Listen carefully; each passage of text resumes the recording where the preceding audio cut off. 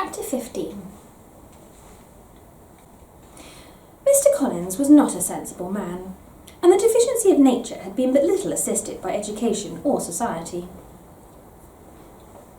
The greatest part of his life having been spent under the guidance of an illiterate and miserly father.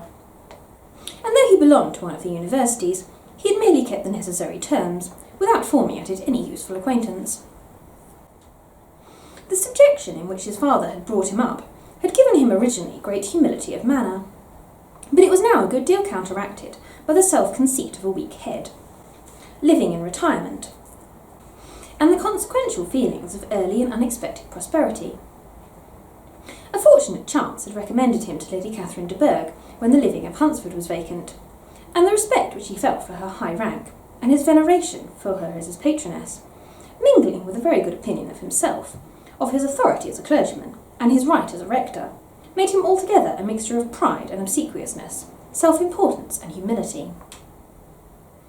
Having now a good house and very sufficient income, he intended to marry, and in seeking a reconciliation with the Longbourn family, he had a wife in view, as he meant to choose one of the daughters, if he found them as handsome and amiable as they were represented by common report. This was his plan of amends, of atonement, for inheriting their father's estate, and he thought it an excellent one, full of eligibility and suitableness, and excessively generous and disinterested on his own part. His plan did not vary on seeing them. Miss Bennet's lovely face confirmed his views, and established all his strictest notions of what was due to seniority, and for the first evening she was his settled choice. The next morning, however, made an alteration, for in a quarter of an hour's tete-a-tete with Mrs. Bennet before breakfast, a conversation beginning with his parsonage house, and leading naturally to the avowal of his hopes that a mistress for it might be found at Longbourn, produced from her, amid very complacent smiles and general encouragement, a caution against the very Jane he had fixed on. As to her younger daughters, she could not take it upon her to say, she could not positively answer, but she did not know of any prepossession. Her eldest daughter, she must just mention, she felt it incumbent on her to hint, was likely to be very soon engaged.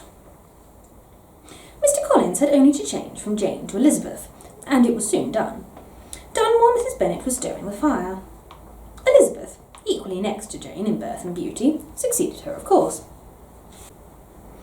Mrs. Bennet treasured up the hint, and trusted that she might soon have two daughters married, and the man whom she could not bear to speak of the day before was now high in her good graces. Lydia's intention of walking to Meryton was not forgotten. Every sister except Mary agreed to go with her, and Mr. Collins was to attend them, at the request of Mr. Bennet, who was most anxious to get rid of him, and have his library to himself. For thither Mr. Collins had followed him after breakfast, and there he would continue, nominally engaged with one of the largest folios in the collection, but really talking to Mr. Bennet, with little cessation, of his house and garden at Hunsford. Such doings discomposed Mr. Bennet exceedingly.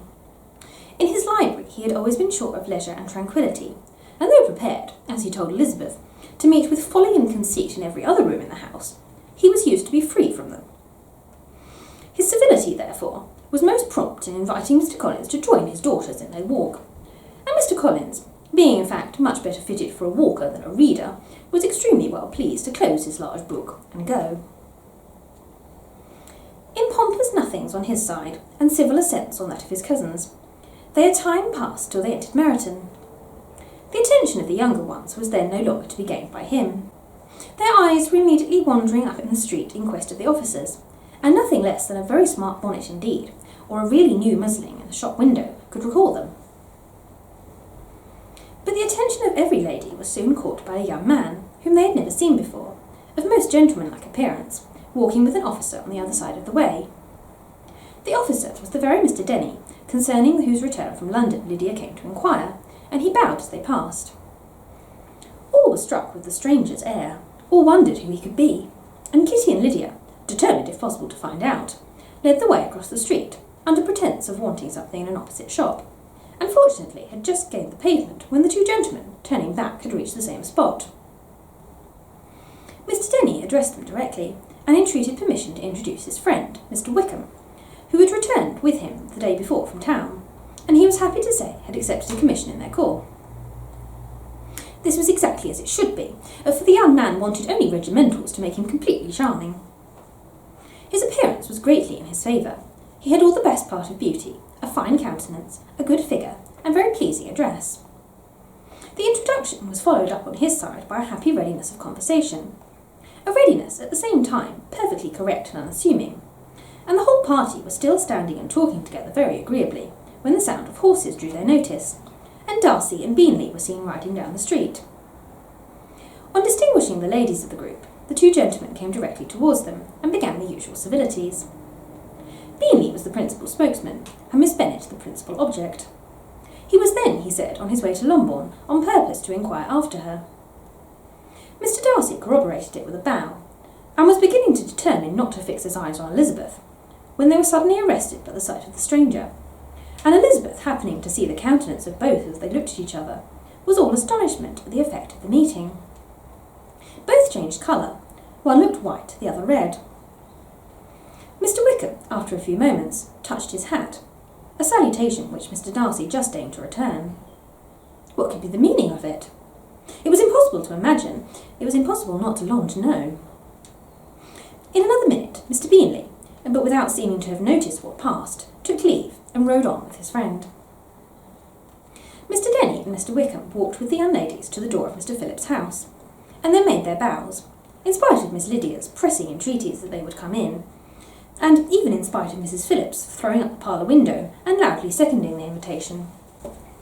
Mrs. Phillips was always glad to see her nieces, and the two eldest, from their recent absence, were particularly welcome, and she was eagerly expressing her surprise at their sudden return home, which, as their own carriage had not fetched them, she should have known nothing about, if she had not happened to see Mr. Jones's shop-boy in the street, who had told her that they were not to send any more drafts to Netherfield, because the Miss Bennets would come away, when her civility was claimed towards Mr. Collins by Jane's introduction of him. She received him with the very best politeness, which he returned with as much more, apologising for his intrusion, without any previous acquaintance with her, which he could not help flattering himself, however, might be justified by his relationship to the young ladies who introduced him to her notice.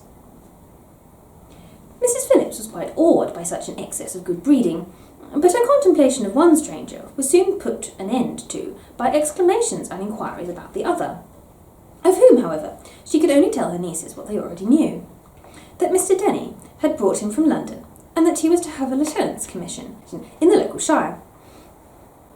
She had been watching him the last hour, she said, as he walked up and down the street, and had Mr. Wickham appeared, Kitty and Lydia would certainly have continued the occupation, but unluckily no one passed the windows now except for a few of the officers, who, in comparison with the stranger, will become stupid, disagreeable fellows.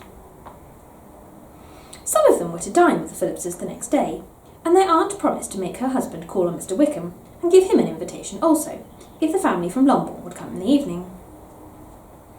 This was agreed to, and Mrs. Phillips protested that they would have a nice, comfortable, noisy game of lottery tickets, and a little bit of hot supper afterwards. The prospect of such delights was very cheering, and they parted in mutual good spirits.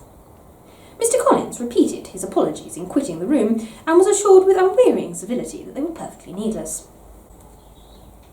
As they walked home, Elizabeth related to Jane what she had seen pass between the two gentlemen, but though Jane would have defended either or both, had they appeared to be wrong, she could no more explain such behaviour than her sister. Mr. Collins, on his return, highly gratified Mrs. Bennet by admiring Mrs. Phillips's manners and politeness.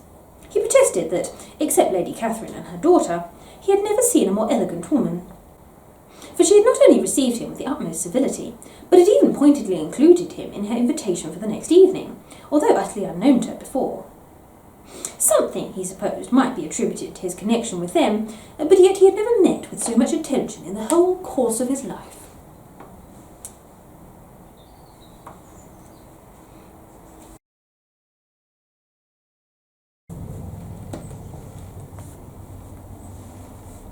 Chapter 16.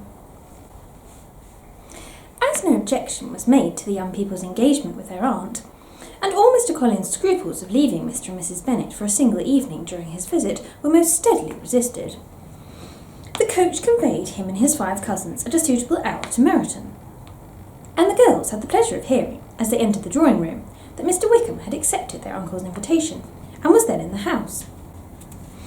When this information was given, and they had all taken their seats, Mr. Collins was at leisure to look around him and admire. and he was so much struck with the size and furniture of the apartment that he declared he might almost have supposed himself in the small summer breakfast parlour at Rosings. A comparison that did not at first convey much gratification, but when Mrs. Phillips understood from him what Rosings was and who was its proprietor, when she had listened to the description of only one of Lady Catherine's drawing-rooms, and found that the chimney-piece alone had cost £800, she felt all the force of the compliment, and would hardly have resented a comparison with a housekeeper's room. In describing to her all the grandeur of Lady Catherine and her mansion, with occasional digressions in praise of his own humble abode, and the improvements it was receiving, he was happily employed until the gentlemen joined them, and he found in Mrs. Phillips a very attentive listener, whose opinion of his consequence increased with what she heard, and who was resolving to retail it all among her neighbours as soon as she could. To the girls, who could not listen to their cousin, and who had nothing to do but to wish for an instrument, and examine their own indifferent imitations of china on the mantelpiece, the interval of waiting appeared very long. It was over at last, however. The gentlemen did approach, and when Mr. Wickham walked into the room, Elizabeth felt that she had neither been seeing him before, nor thinking of him since, with the smallest degree of unreasonable admiration. The officers of the Shire were in general a very creditable, gentlemanlike set, and the best of them were of the present party, but Mr. Wickham was as far beyond them all in person, countenance, air, and walk, as they were superior to the broad-faced, stuffy Uncle Phillips, breathing port wine, who followed them into the room.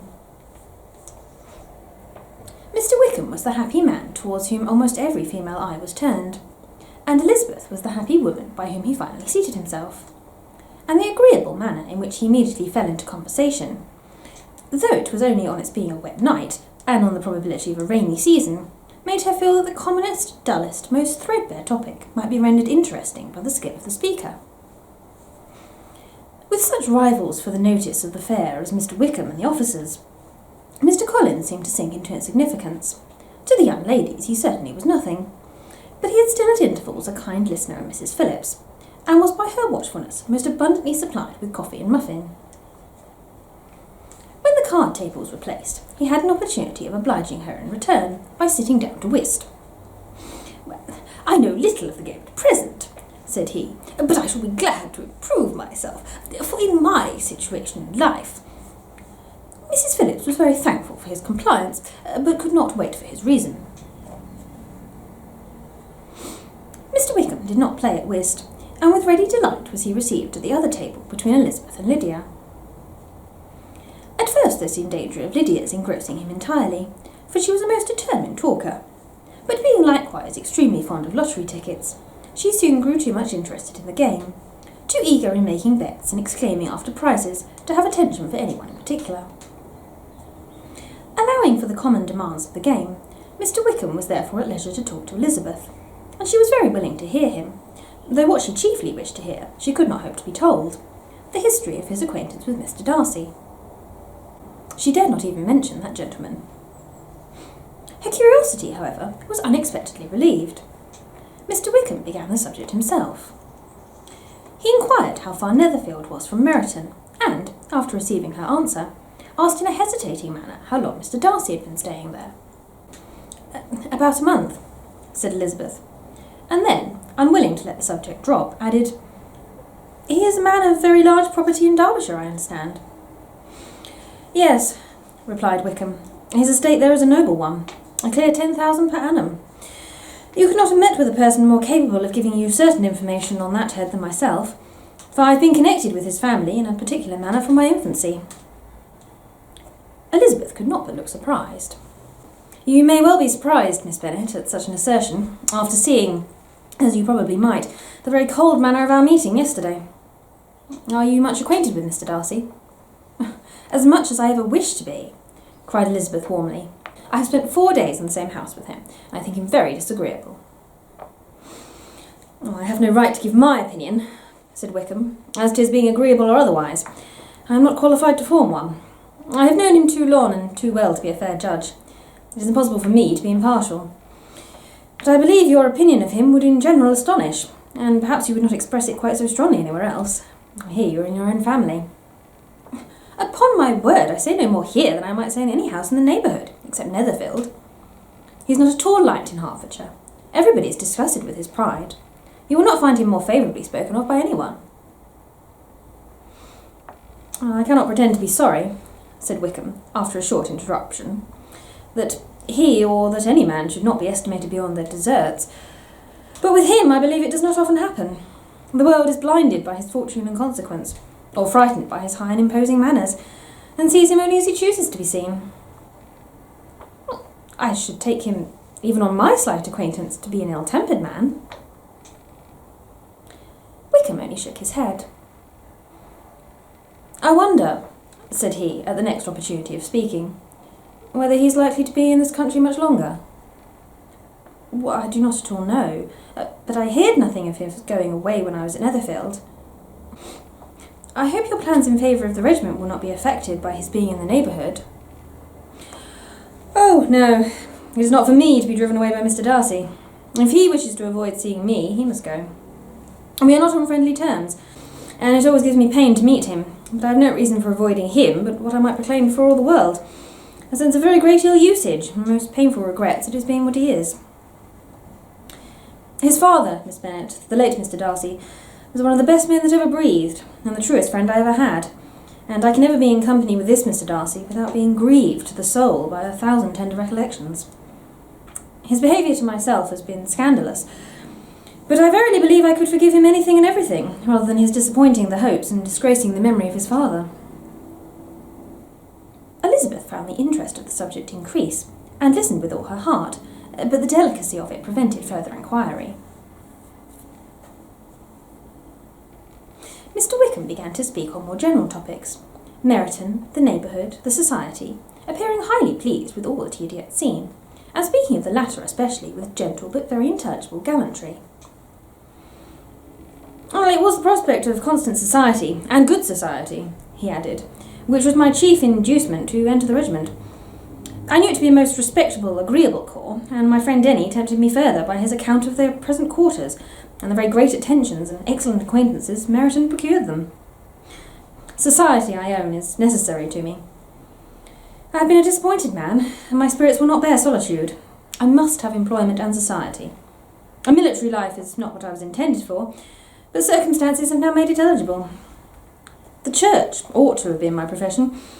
I was brought up for the church, and I should at this time have been in possession of a most valuable living, had it pleased the gentleman we were speaking of just now." "Indeed?" "Yes, the late Mr. Darcy bequeathed me the next presentation of the best living in his gift. He was my godfather, and excessively attached to me. I cannot do justice to his kindness. He meant to provide for me amply, and thought he had done it, but when the living fell, it was given elsewhere." "Good heavens!" cried Elizabeth. "But how could that be? How could his will be disregarded? Why did you not seek legal redress?" "There was just such an informality in the terms of the request as to give me no hope from law. A man of honour could not have doubted the intention, but Mr. Darcy chose to doubt it, or to treat it as a merely conditional recommendation, and to assert that I had forfeited all claim to it by extravagance, imprudence, in short, anything or nothing. Certain it is that the living became vacant 2 years ago, exactly as I was of an age to hold it, and that it was given to another man, and no less certain is it that I cannot accuse myself of having really done anything to deserve to lose it. I have a warm, unguarded temper, and I may perhaps have sometimes spoken my opinion of him and to him too freely. I can recall nothing worse. But the fact is that we are very different sort of men, and that he hates me." "This is quite shocking. He deserves to be publicly disgraced." "Sometime or other he will be, but it shall not be by me. Till I can forget his father, I can never defy or expose him." Elizabeth honoured him for such feelings, and thought him handsomer than ever as he expressed them. "But what," said she after a pause, "can have been his motive? What can have induced him to behave so cruelly?" "A thorough determined dislike of me, a dislike which I cannot but attribute in some measure to jealousy. Had the late Mr. Darcy liked me less, his son might have borne me better. But his father's uncommon attachment to me irritated him, I believe, very early in life. He had not a temper to bear the sort of competition in which we stood, the sort of preference which was often given to me. I had not thought Mr. Darcy so bad as this. Though I have never liked him, I had not thought so very ill of him. I had supposed him to be despising his fellow creatures in general, but did not suspect him of descending to such malicious revenge, such injustice, such inhumanity as this. After a few minutes' reflection, however, she continued. I do remember his boasting one day at Netherfield of the implacability of his resentments, of his having an unforgiving temper. His disposition must be dreadful. I will not trust myself on the subject, replied Wickham. I can hardly be just to him. Elizabeth was again deep in thought, and after a time exclaimed, To treat in such a manner the godson, the friend, the favourite of his father. She could have added, A young man, too, like you, whose very countenance may vouch for your being amiable, but she contented herself with, And one, too, who had probably been his own companion from childhood, connected together, as I think you said, in the closest manner. We were born in the same parish, within the same park. The greatest part of our youth was passed together. Inmates of the same house, sharing the same amusements, objects of the same parental care. My father began life in the profession which your uncle, Mr. Phillips, appears to do so much credit to. But he gave up everything to be of use to the late Mr. Darcy, and devoted all his time to the care of the Pemberley property. He was most highly esteemed by Mr. Darcy, a most intimate confidential friend. Mr. Darcy often acknowledged himself to be under the greatest obligations to my father's active superintendence. And when, immediately before my father's death, Mr. Darcy gave him a voluntary promise of providing for me, I am convinced that he felt it to be as much a debt of gratitude to him as of affection to myself. How strange! Cried Elizabeth. How abominable! I wonder that the very pride of this Mr. Darcy has not made him just to you. If from no better motive, that he should not have been too proud to be dishonest, for dishonesty I must call it. It is wonderful, replied Wickham, for almost all his actions may be traced to pride. And pride has often been his best friend. It has connected him nearer with virtue than with any other feeling. But we are none of us consistent, and in his behaviour to me there were stronger impulses even than pride. Can such abominable pride as his have ever done him good? Yes, it has often led him to be liberal and generous, to give his money freely, to display hospitality, to assist his tenants and relieve the poor. Family pride and filial pride, for he is very proud of what his father was, have done this. Not to appear to disgrace his family, to degenerate from the popular qualities or lose the influence of the Pemberley house is a powerful motive. He has also brotherly pride, which, with some brotherly affection, makes him a very kind and careful guardian of his sister, and you will hear him generally cried up as the most attentive and best of brothers. What sort of a girl is Miss Darcy? He shook his head. I wish I could call her amiable. It gives me pain to speak ill of a Darcy, but she is too much like her brother. Very, very proud. As a child she was affectionate and pleasing, and extremely fond of me, and I have devoted hours and hours to her amusement. But she is nothing to me now. She is a handsome girl, about 15 or 16, and I understand highly accomplished. Since her father's death, her home has been in London, where a lady lives with her and superintends her education. After many pauses and many trials of other subjects, Elizabeth could not help reverting once more to the first, and saying, I am astonished at his intimacy with Mr. Bingley. How can Mr. Bingley, who seems good humour itself, and is, I really believe, truly amiable, be in friendship with such a man? How can they suit each other? Do you know Mr. Bingley? Not at all. Oh, he is a sweet-tempered, amiable, charming man. He cannot know what Mr. Darcy is. Probably not, but Mr. Darcy can please where he chooses. He does not want abilities. He can be a conversable companion if he thinks it worth his while. Among those who are at all his equals in consequence, he is a very different man from what he is to the less prosperous. His pride never deserts him, but with the rich he is liberal-minded, just, sincere, rational, honourable, and perhaps agreeable, allowing something for fortune and figure. The whist party soon afterwards breaking up, the players gathered round the other table, and Mr. Collins took his station between his cousin Elizabeth and Mrs. Phillips. The usual inquiries as to his success were made by the latter. It had not been very great. He had lost every point, but when Mrs. Phillips began to express her concern thereupon, he assured her with much earnest gravity that it was not of the least importance, that he considered the money as a mere trifle, and begged she would not make herself uneasy. I know very well, madam, said he, that when persons sit down to a card table, they must take their chance of these things, and happily I am not in such circumstances as to make 5 shillings any object. There are undoubtedly many who would not say the same, but thanks to Lady Catherine de Bourgh, I am removed far beyond the necessity of regarding little matters. Mr. Wickham's attention was caught, and after observing Mr. Collins for a few moments, he asked Elizabeth in a low voice whether her relation was very intimately acquainted with the family of de Bourgh. Lady Catherine de Bourgh, she replied, has very lately given him a living. I hardly know how Mr. Collins was first introduced to her notice, but he certainly has not known her long. You know, of course, that Lady Catherine de Bourgh and Lady Anne Darcy were sisters, consequently that she is the aunt of the present Mr. Darcy. No, indeed, I did not. I knew nothing at all of Lady Catherine's connections. I never heard of her existence till the day before yesterday. Her daughter, Miss de Bourgh, will have a very large fortune, and it is believed that she and her cousin will unite the 2 estates. This information made Elizabeth smile, as she thought of poor Miss Bingley. Vain, indeed, must be all her attentions, vain and useless her affection for his sister and her praise of himself, if he were already self-destined to another.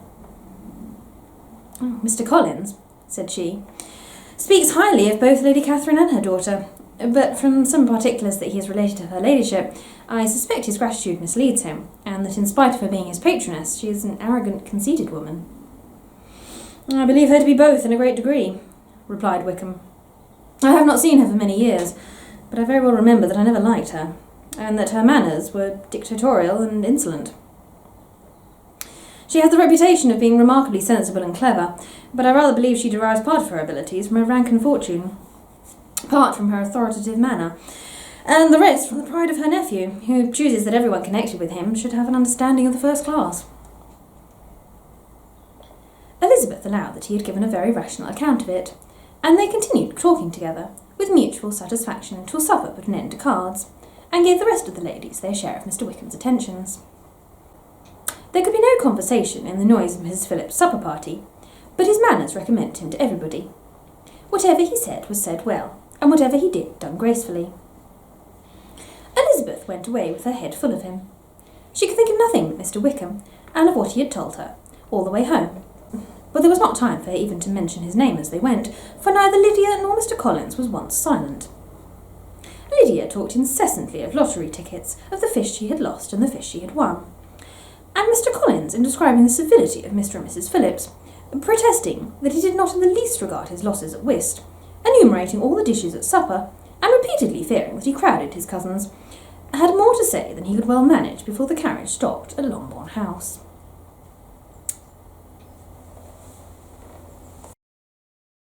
I don't know, you can't see this, but like, oh my god, there's an ice cream van. What is an ice cream van doing this time?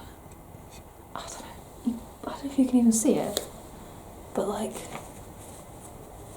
under this skirt is a cat. I don't know why. He's just decided it's a nice den